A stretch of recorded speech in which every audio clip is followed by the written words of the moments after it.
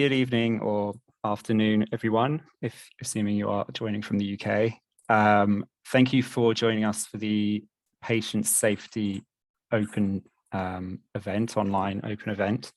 So some people may be joining as we go, but I will get started. My name's Jason Murray, and I'm the head of programs for patient safety and also health policy, which is one of the other education programs we provide to students here. And we do have a online seminar or webinar planned for you, which has been timetabled fairly generously for an hour and a half.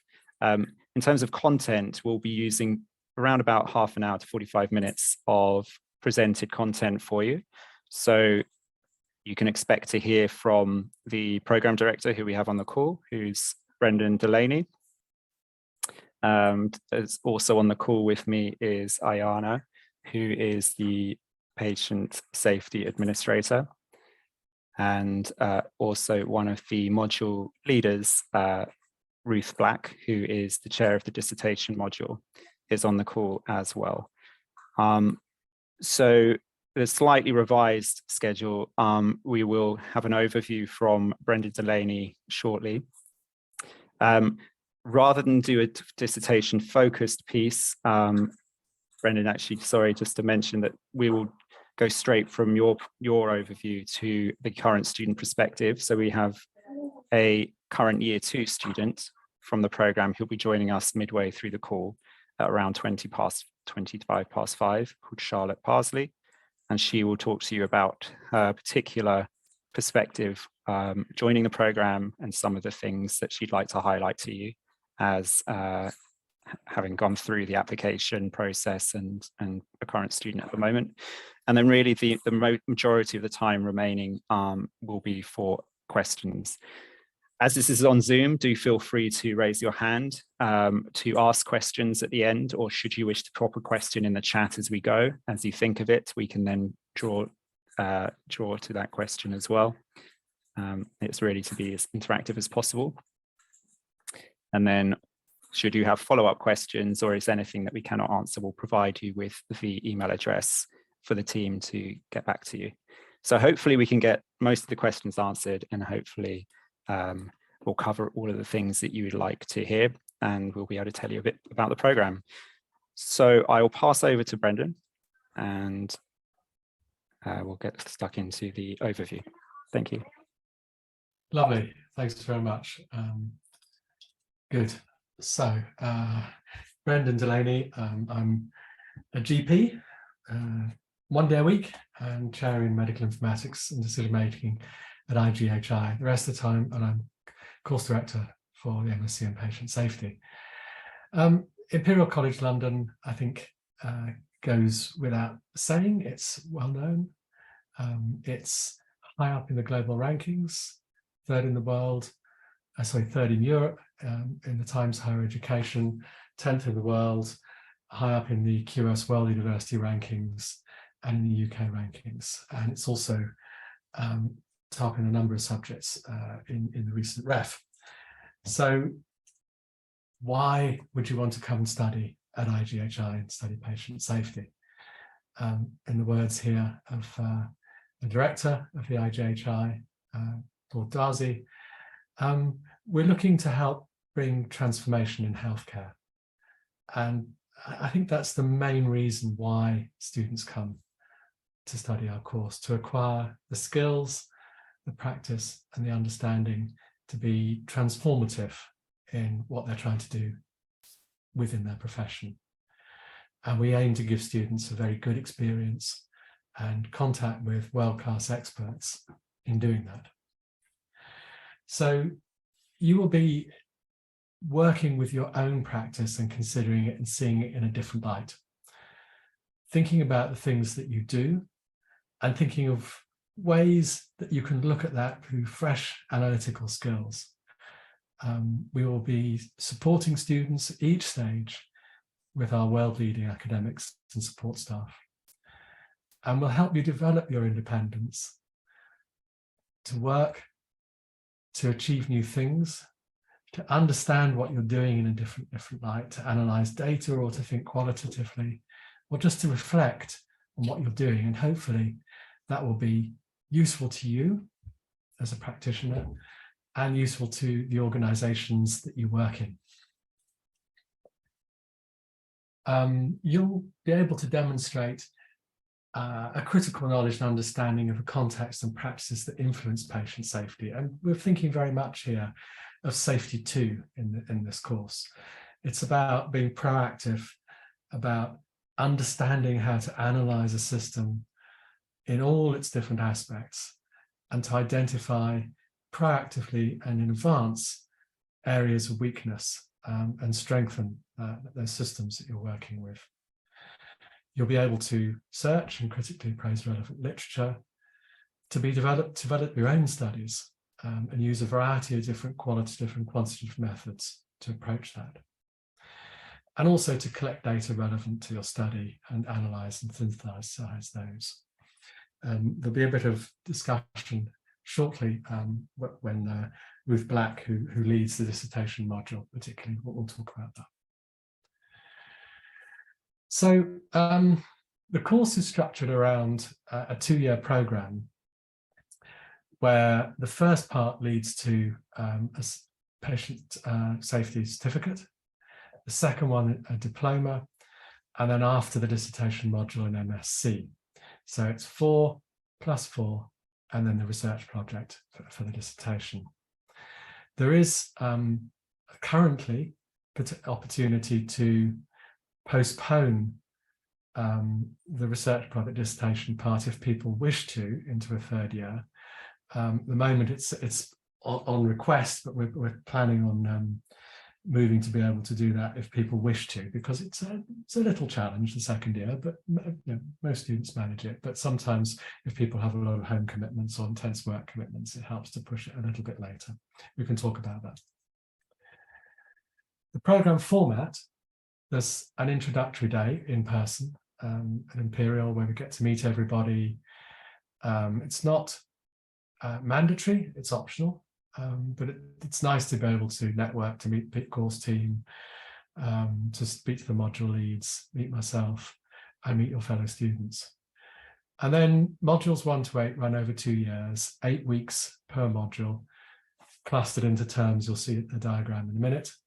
And each module is assessed by 2 or 3 different components that are weighted together. And there are a variety of assignments on those designed to help you learn the material and to discuss that. The dissertation topic, which is the bit that gets the MSc, is a very guided and supported piece of original work based in your practice. So it's a practice-based dissertation. So the structure works over 2 terms with 2 modules per term, 8 weeks, 8 weeks. And I'll talk about each module in order between that. There are 3 shared modules with the MSc in health policy. So with those modules, you'll be with a big group of students together, and slightly different group of students.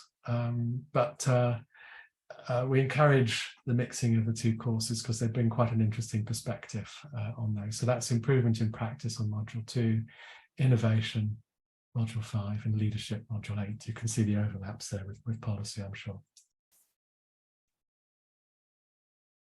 So in terms of content,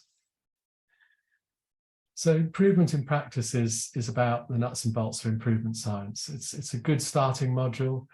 It's very grounded in people's working practice, and students work through small projects within the period of that thing. So you learn how to do a small improvement project, propose a protocol, how you would do the analysis and presentation for that.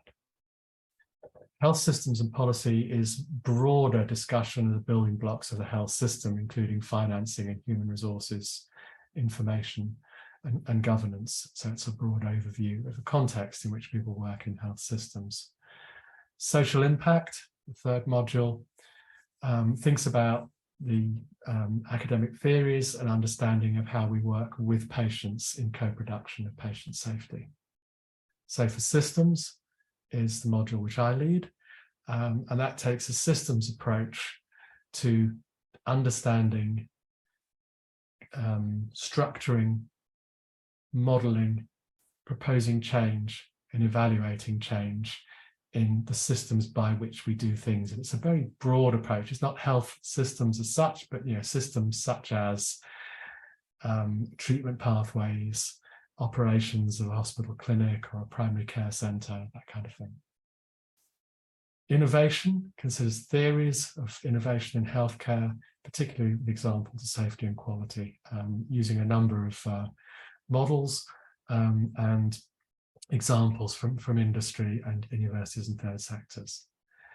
Decision making is led by a decision psychologist who studies professional decision making and thinks about how the decisions that we make as clinicians and practitioners impact the safety of patients and the pitfalls that there are and how we can make better and safer decisions. Human factors and organizations considers obviously how people interact with technology in particular, and that important relationship and how you build safer devices and systems for use. Leadership considers theories and practice of what makes good leadership from a safety point of view.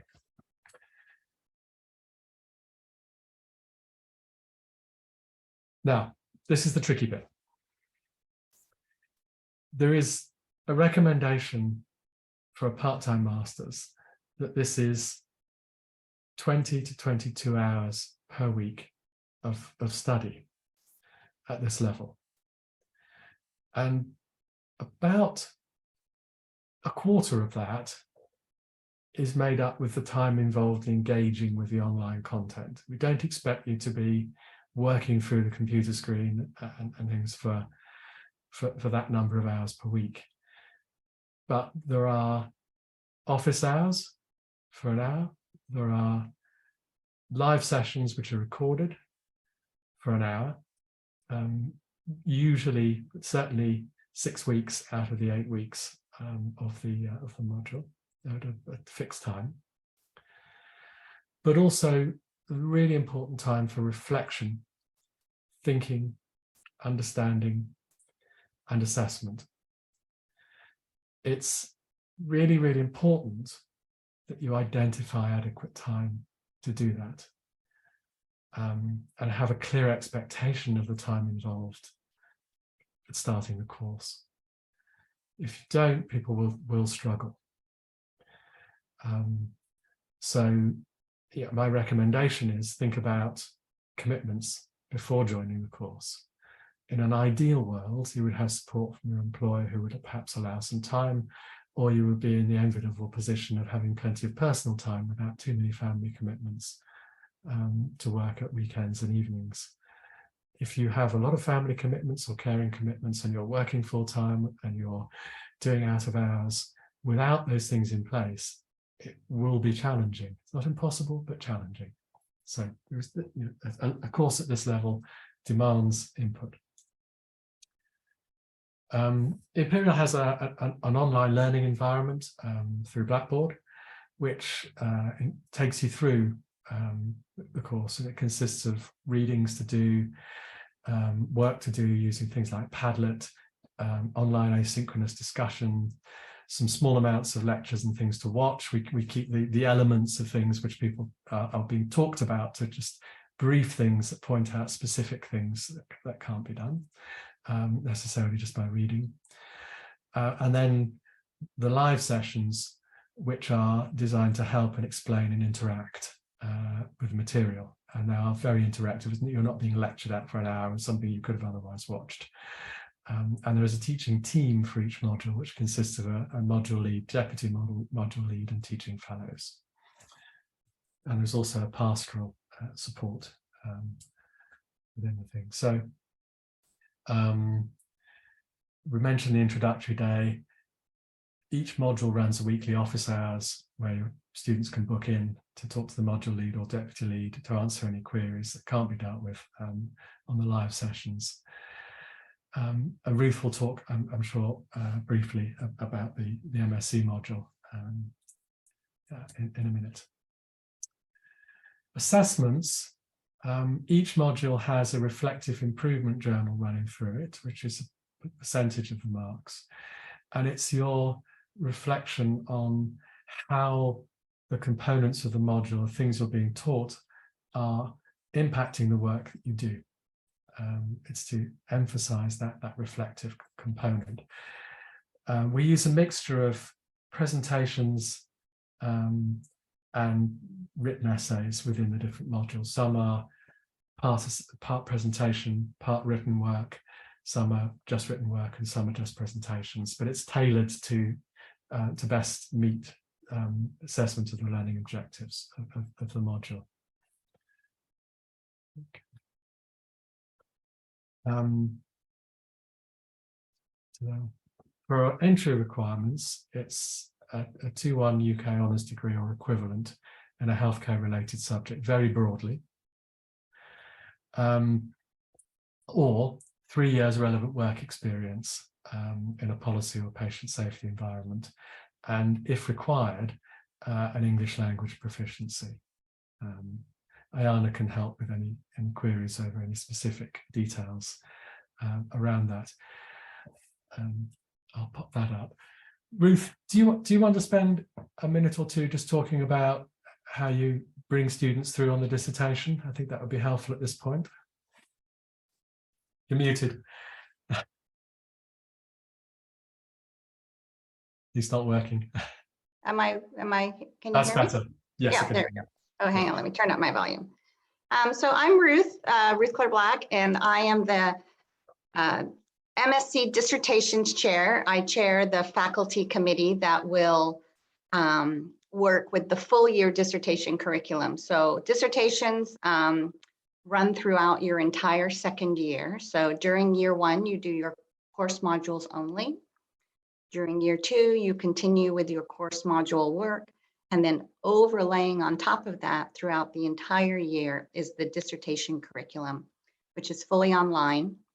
We have 2 optional in-person components, which are intensive writing residentials. If you come to them, which we hope you will, they're highly encouraged, but optional. They're at our South Kensington campus in a beautiful old Victorian townhome with wood panel walls, exactly where you'd want to be working on your dissertation. And we have a set of faculty there to support you every step of the dissertation process. The dissertations are very individualized. As Brendan mentioned, you'll select a topic. It's a workplace-based project.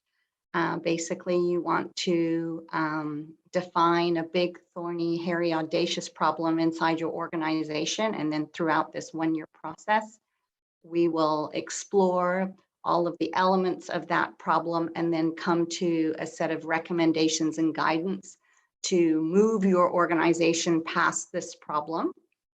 You'll have an individual academic advisor for your dissertation, who's somebody that you can meet with on a regular basis. And then the dissertation year curriculum, we have drop-in office hours every Monday, Tuesday, and Wednesday from 4:30 to 7:30 p.m. And if you have questions about the dissertation, I'm absolutely happy to answer them. But Charlotte, who's coming to make some comments, she's already about halfway through her dissertation year. She's just completed her 2nd tutorial. So she will be the person with all of the firsthand knowledge. So if you have any questions about the dissertation, I think Charlotte will be a great place to ask them. We've had lots of wonderful outcomes from the dissertation year. Jason wanted me to mention that from the group of patient safety students that went through not this last year, but the year before, we had 2 out of the group that are going forward for publication, one in the British Dental Journal and one in a cardiology journal. The dental paper is about modernizing the dental curriculum to leverage technology tools for dental students and dental trainees. And the other one is about the misdiagnosis of heart failure. So that kind of gives you a idea about the scope of different projects that you can undertake inside the dissertation year. This year, inside patient safety, we've got a really interesting study about using standing and sitting blood pressure to assess, as a tool to assess vulnerability of patients. We have a whole set of interesting dissertations about maternity care. That's been a hot topic for this year. So there's really a broad range of topics. It really comes down to what you are interested in exploring inside the dissertation. And then your faculty advisors and the rest of the team, we will help you put together a project and your methodology and your literature review that allows you to explore that topic. And I think the key thing that Brendan said that applies directly to the dissertation is that this is a very guided experience. It's not like, hey, just go off and write a dissertation and come back at the end of the year and submit your work. We have 4 tutorials that guide you every step of the way in the dissertation process.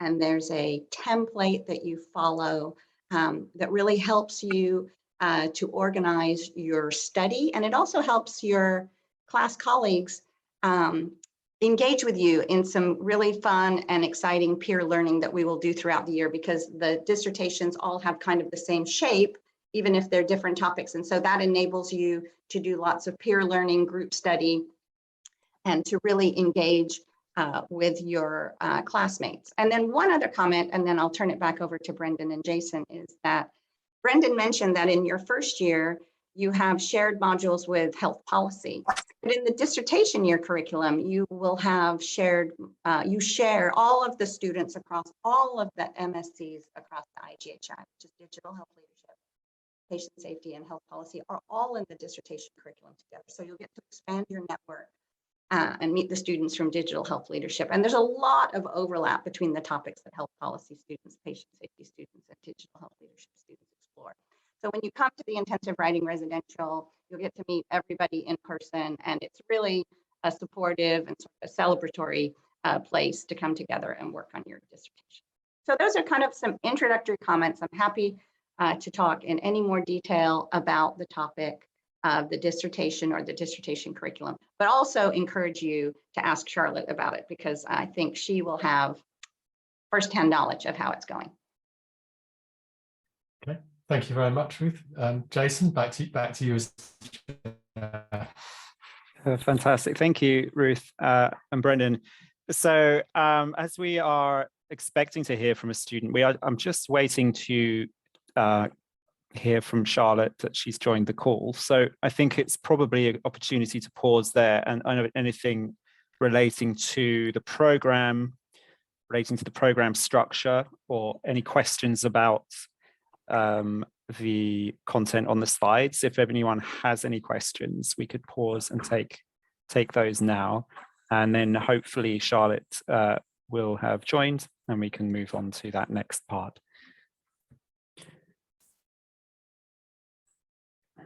So pop a hands up or put something in the chat if you have any questions. So we have a question from Floyd, who you have your camera on, Floyd. So yes, please go ahead. Hello there. I was listening to your Brendan's presentation, and he's talking about the patient safety element and quality improvement. But for my role, I'm patient safety, but I'm also focused on what we call patient experience lead. Would that be involved in this patient safety course, all about patient experience and their pathway and their journey? Yes, I mean, absolutely. From my perspective, I think I would find it quite difficult to separate out quality, safety, and experience. They're all layers of the same thing. I mean, if patient safety is when harm occurs, then quality is when things don't the flip side of that is when things don't go quite right, and a large part of that is the patient experience. It's not just, did you have this procedure or did you have that diagnosis correctly made, but actually the vast majority of complaints are made because it didn't go the way the patient felt that it did to meet their needs, expectations, that kind of thing. I mean, I'm patient safety lead in my practice, and a lot of what we do actually is dealing with the patient experience side of things. So absolutely, and there are so many signals and things through patient experience that tell us about potential harms or poor quality that might occur. So I think that it's all completely intertwined. Lovely, thank And you I'll very jump much. in there too, Brendan, if you Yeah. don't mind. Please. And say, Floyd, I mean, we would really be pleased if you wanted to bring forward a dissertation topic about, the role of patient engagement in improving patient safety and patient safety outcomes across the NHS. I think it's a really hot topic. We're seeing lots of dissertations around patient engagement and population health management strategies across a range of topics. And so I think that would be something that you could really explore inside the dissertation, inside your your specific challenges that you face inside your specific organization. Brilliant, that's very encouraging, because we just embark on patient experience, looking at the feedback from the patients, but also the things that go wrong from a human's perspective. So human factors does feed into this, and how admin staff work in relation with the clinical staff to get the outcomes that we need for the patients. But when things go particularly wrong, identify what went wrong, whether it's not enough staff employed, or whether it's issue of training involved, and also the communication between admin staff and the patient. So there's quite a big subject that I'm exploring right now. Yeah, I would say that, human factors are a key component inside the dissertation curriculum. I know that there are also lots of human factors elements in the taught modules as well. So I think for everybody on the call, when we think about patient safety, when we think about patient engagement in safety outcomes, I think all of that is really core to a good human factors analysis, and really understanding the key principles, of human behavior and human activity that can cause mistakes to happen or cause optimum outcomes to occur. And I think that throughout the 2 years of the program, we will spend a lot of time unpacking those issues. Brilliant, thank you so much. Okay, I see we have a question there from Katie McCormack. Will PSIRF be incorporated into the curriculum? So PSIRF is the Patient Safety Incidents Response Framework from NHS England, which is the latest in a number of initiatives for dealing with how incidents of a safety nature are approached and learnt from. The simpler answer to your question is we wouldn't seek to encompass something that detailed in terms of implementation into an MSc curriculum. That's not to say that it's not highly relevant and will come up with the students in discussion.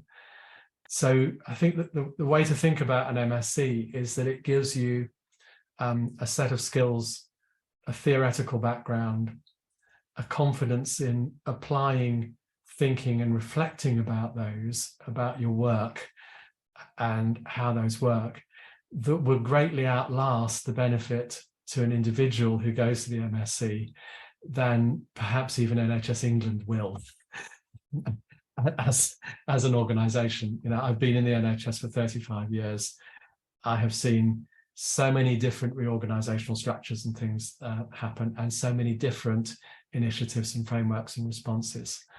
I'm not to say they're not important, and they're not important to individuals' life, but they're about the application of things. So that would come in where, if you were working in that and it was part of your job to implement that kind of thing within your trust, you would say, well, okay, I'm involved in doing this, and I can see that there are links to systems to patients, to all of these different modules that will make me think about how I might be able to implement this, the leadership, the innovation, all those kind of things. So actually your ability to do that as a part of your job would be enhanced, but you wouldn't be sat down and taught about PSIRF, because that's something that you can find out elsewhere and things, and that's not really an academic thing. It's not an MSc content.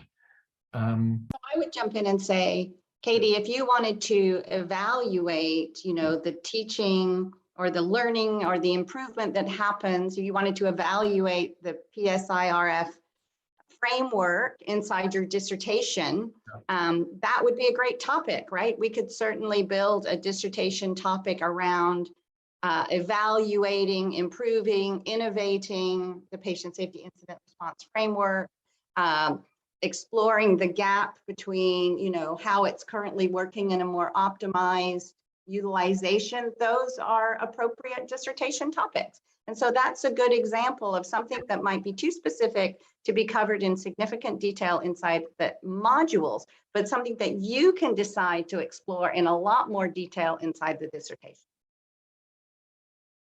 Okay. Any other questions?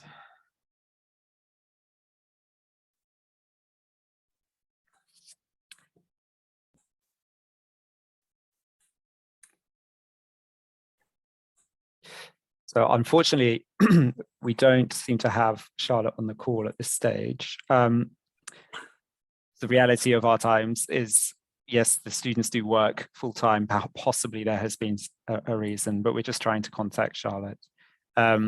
So foregoing possibly the student experience part, if you did wish to contact or be in contact with a student, we certainly will ensure that is the case. We do have another open day in March, so I appreciate that's a little way off, but we will ensure to have that section there.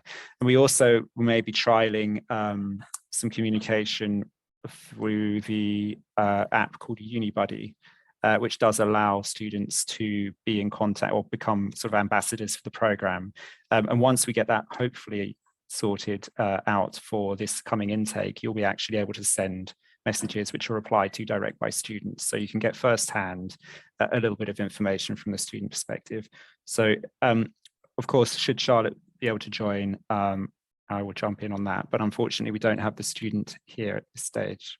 There's an email from Mel, Jason, if you check your emails. Oh, okay. She's got linking to the Zoom call problems. Okay, so some connectivity issues on. In the meantime, should anyone else wish to ask any questions relating to any aspects of the program or dissertation or how the program is structured, please do feel free to ask.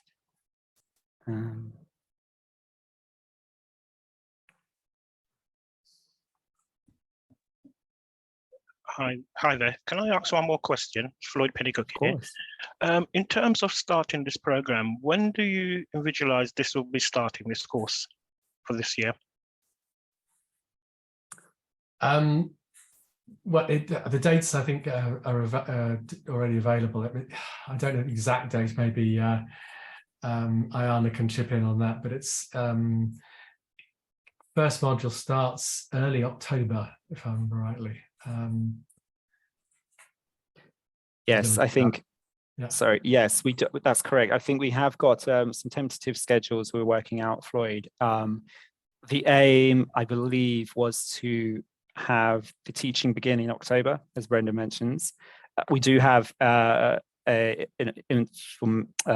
introduction day, which should be held. We're going to move that to 1 week earlier, which is together with health policy, as the other MSc, the Institute of Global Health Innovation offers. And that's not compulsory by any means. We do run it hybrid or in person, so those who aren't available in UK, but it's a great way to gain an overview of the program and meet your fellow students at the start of the program as well as the team. And so that would likely take place the week earlier towards the end of September. And we will send out that date and actually put that on the webpage as soon as it's confirmed. Yeah. Brilliant. Thank you. Katie says on the thing, what's the deadline for application? The simple answer to that is as soon as possible, but no, practically, there's a college-wide stop on recruitment, which is usually around mid-July for things. Yeah, we can occasionally sort of keep things open for people for a little bit if we know they're just organising some references or some funding or something of that nature. But once it gets into August, it gets more and more difficult. And I think this year, in June would be a good time to make sure we've got the application in by. But obviously it takes time to get references, to organise things, that kind of thing. So the sooner an application goes in, the better. And particularly if people want to apply for the Dean's Scholarship, which provides funding, then getting the proposal in the next month is quite important, because those are decided in March, so quite early. So if you want to apply for the scholarship, go early.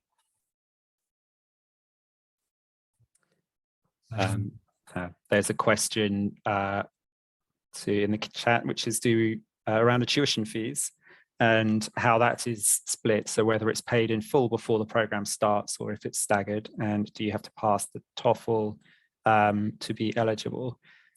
So do you want me to, I can answer the first part. I think the first part, there are options for paying tuition fees. Firstly, they are split into, it's a 2-year program, so you pay tuition fees per year. So it's on a yearly basis. And there are options that you can discuss with our tuition fees central team and registry to split that payment. I believe it can be split into 2 installments or multiple installments throughout those 2 years. So that is certainly an option. In terms of English language requirements, TOEFL, I think IELTS is the one we tend to put on the as the English language qualification that we look for. So I would suggest I will find the link, but there is a list of the requirement and what the attainment level is. I'm not sure if TOEFL's on there, to be honest. It's I'm IELTS. not sure if any. Yeah. It is IELTS. Okay. So IELTS, and I think it's a 6.5 overall within 2 years. Yeah. Let me just see.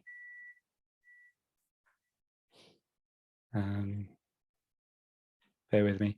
So there is some information on the TOEFL as well. I think actually the list is here, and I'll put it in the chat for everyone. So I think there's multiple different requirements that are accepted. But if you check this link here, it will have a list of all the different qualifications accepted. Okay.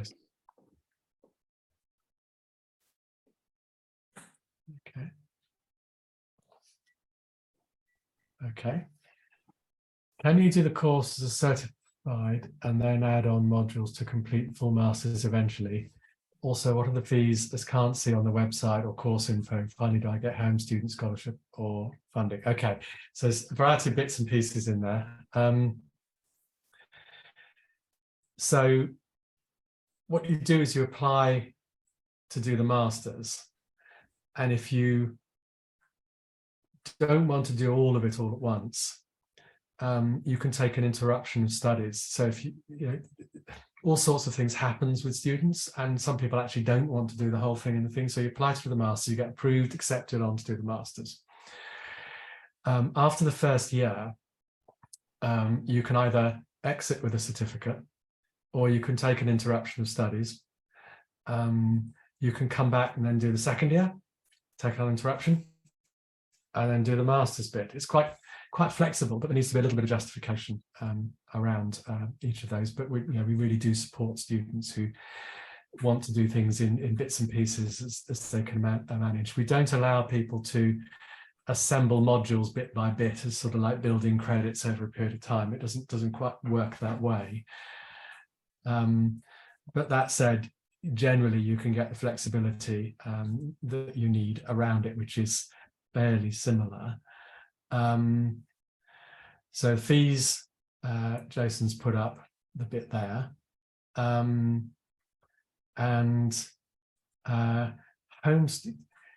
okay, it's the Dean scholarships, I think, are home students, if I remember rightly. Jason, do you know that one? I'm not certain about scholarships. It might be a question to send in to our team by email. Yeah. I'm not sure the answer to that. Yeah, no, I'm not sure is the answer to the question. Okay. There is a limit, by the way, on the amount of interruptions or studies people can take. I think it's 3 and a bit years. Yes, Biddy, you've got a hand up. Hi, it was me who put the questions all up with the thing. I currently work in primary care and my background is pharmacy.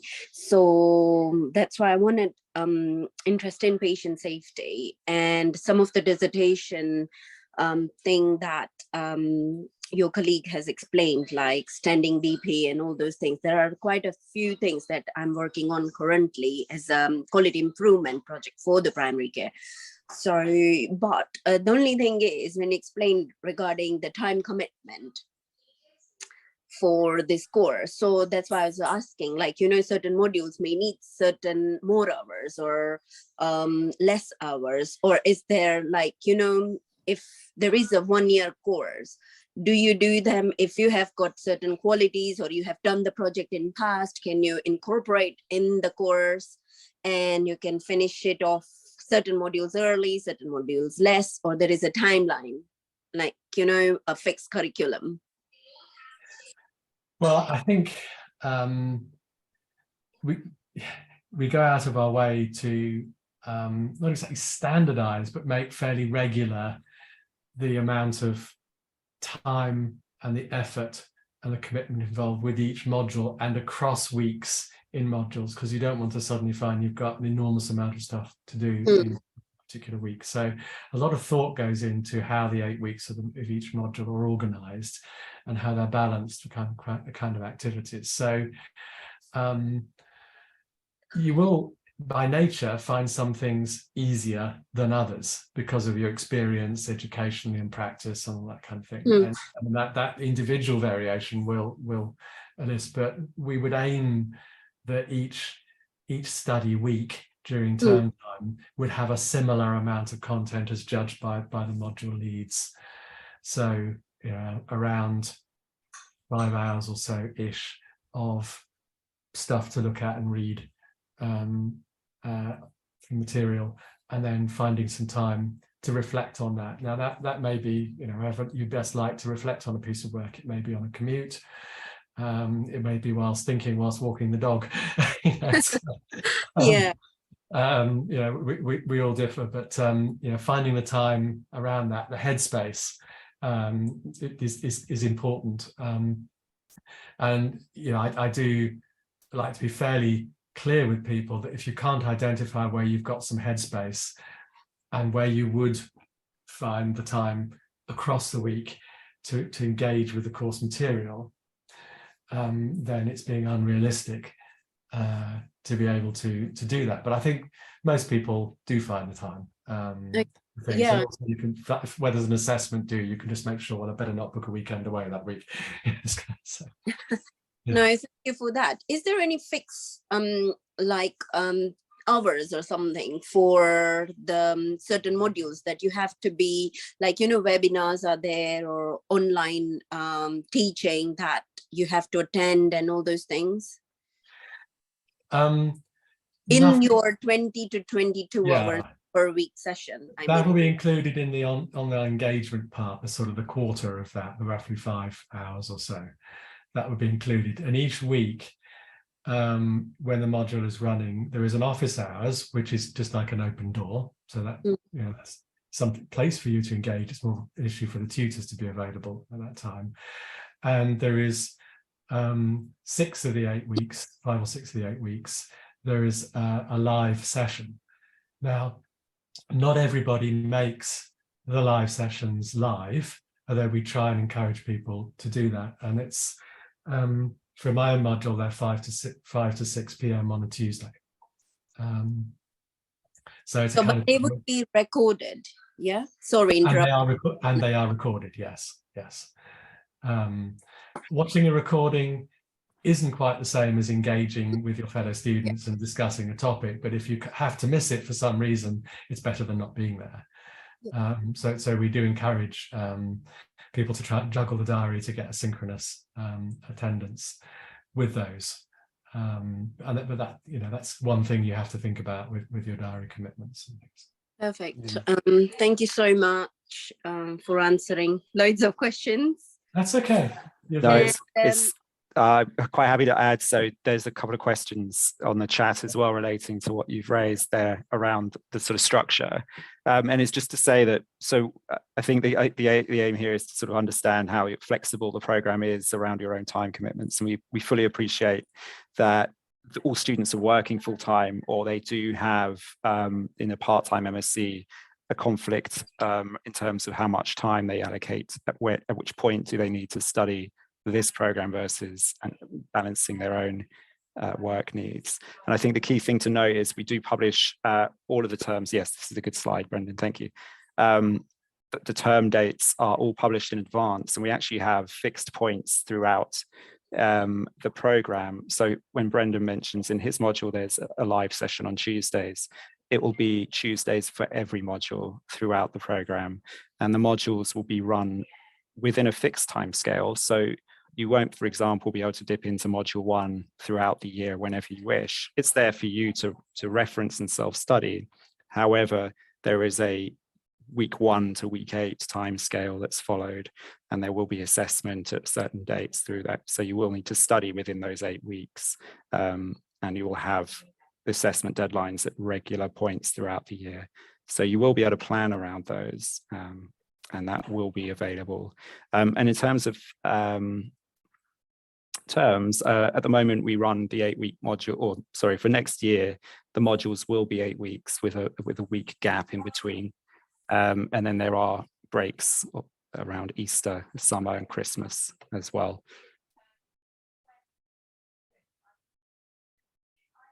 Okay, and then on the chat, oh yes, so Ayana has just popped that into the chat. So hopefully if that covers some of those questions or uncertainty, but if there's anyone who wants a bit more specifics on that, please feel free to ask.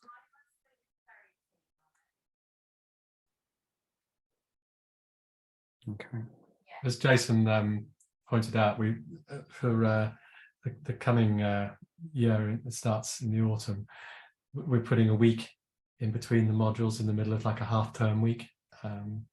So it's just to help people manage the end of one module and the beginning of the next. And Jen has mentioned, sorry, in the chat, are the term dates available now? So those are being worked on now, and internally will be approved soon. So we will try to give an indication of term dates.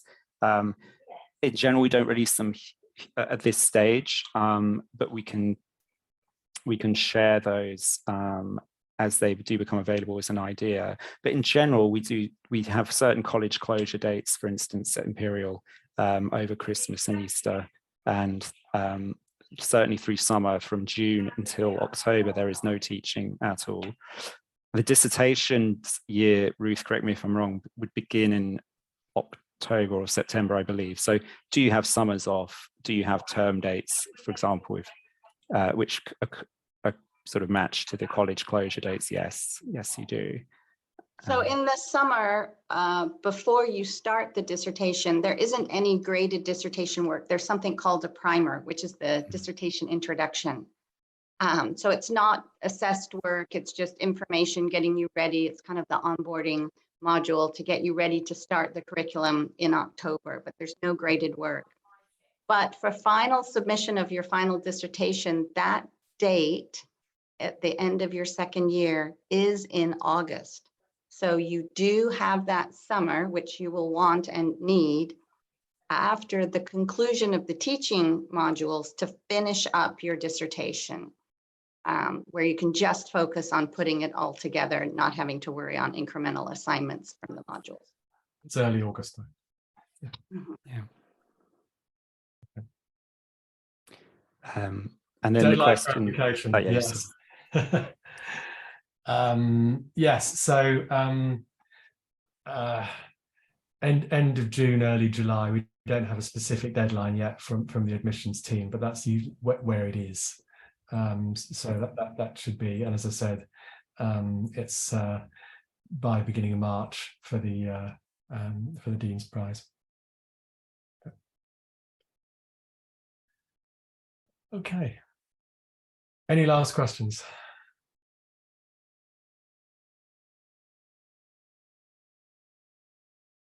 Okay. I'll just add one thing to finish off. I have to say I've been in one guise or another of this course, course director. I think it's my 7th year now, and it's absolutely fascinating to meet up with all the different students from different backgrounds and see how people take stuff on board and change over that time and what they do with it afterwards. It's a shame we haven't managed to get Charlotte on, but Jason, I'm sure will take off the task of getting some student feedback one way or another in doing that, because it's quite important. And to myself, I'm a GP with an interest in informatics and systems, and I work in cancer early diagnosis and diagnostic error and primary care, more recently acute COVID and long COVID. Yeah, those are my interests, but it's really fascinating to see how other people pick and chase and go after their own interests in things.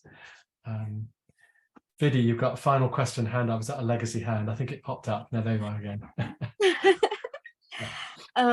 Just wanted to check, like, this master course, how long it has been, how many like alumni or the peoples before this year, like, say? Well, it's been in different guises. So the strict answer to the question, in its current online version, we have our first year and a second year running. We haven't yet graduated the second year students. They will this summer. Okay. So what are the scopes for the career after this? Like, say, obviously you have got the background or you have got the interest or anything, but like, say, looking forward, it's a leadership, or you want to explore in some of the particular areas that you want to go. So is it like industry, NHS, trust, primary care? All of them. So we ran it 5 years as a face-to-face course where the module blocks were on face-to-face week blocks, but it's essentially the same course content. Obviously, it's been updated as time goes on, but it's the same modules. So thinking of students that I've known, they basically fall into groups. So there are clinicians in the broader sense. So nurses, doctors, pharmacists, allied health professionals, some of whom have used it proactively because they were early career but knew they wanted something that would give them a bit of extra of a sort of broad quality improvement type thing. So people have gone on. There was a GP who came in who was doing various things to do with out-of-hours services, and he's now a director of an out-of-hours service, having come up and done that. There are people who are clinicians who've gone into admin roles, so either within trusts or within NHS-wide organisations. We've had people who have gone on to have major leadership roles within the safety sphere or within trusts. And then there are non-clinicians who are in a management and governance role with specific responsibility for safety, again, at either trust level or NHS organisational level, without specifically naming names and things. People have gone on to do quite senior things, people have gone out of that and have gone to work in industry or something of that nature as well. So very diverse as one would expect. But I think the general theme is that people have found a set of useful and applicable skills, which are much more than just on-the-job training, given them much wider things about writing reflection, writing board reports, that kind of thing. Perfect. Thank you. Just a little feedback or something, or maybe you want to keep for future. I don't know, maybe some other students, like, in the course information, if we get, there are so many times that we got a feedback as well, that, you're looking for a job for some certain skills or certain course that you have done, but you don't know exactly what to type in. There is leadership jobs or NHS jobs, but when the students go to certain things that, as you have said, like certain group of students, whether it's clinician, non-clinical or anyone, they have taken certain job roles. What is the title of them? Because it's so hard to find. It would be a good, I don't know, it would be, if it's not too much, like, it helps the future generation to take on, oh, this is something new that I've never thought about it. And there is a job role for this where I can actually put my skills in, Yeah. And what do you do afterwards session? Yes. Yeah. Okay. Yeah. Yeah. We're thinking of beefing up the alumni content actually on the pages. That's one of the things that we've been discussing, and I think it would come under that as well. So yes, thank you. Okay. Everyone happy? Yeah, I think we haven't got any more questions on the chat, so it seems yes is the answer, Don Goldman. Module 1. Yeah. Teaching at the moment, actually, I think Yeah. modules running at the moment. Yeah, so you're welcome. So I think in the last slide, Brendan, there is just an email address for any further questions. If you wish to send to our team, then we have a patient safety email. I'll just pop it in the chat. So do feel free to follow up if there's anything that you are still unsure of or would like to contact the team, and we will triage that between ourselves as to whom it goes to. And otherwise, we will be in touch. I think if you've attended this session, there will be numerous communications that you'll receive between now and the end of the year. But also there is another open day in March. So should you still have or have further questions or be an applicant and still have other things you would like to discuss, then we will be sending comms then as well. So thank you very, very much for attending. The recording will be sent to you as well. So just to say thank you on behalf of everyone on the call. Thank you. And we'll end the session there.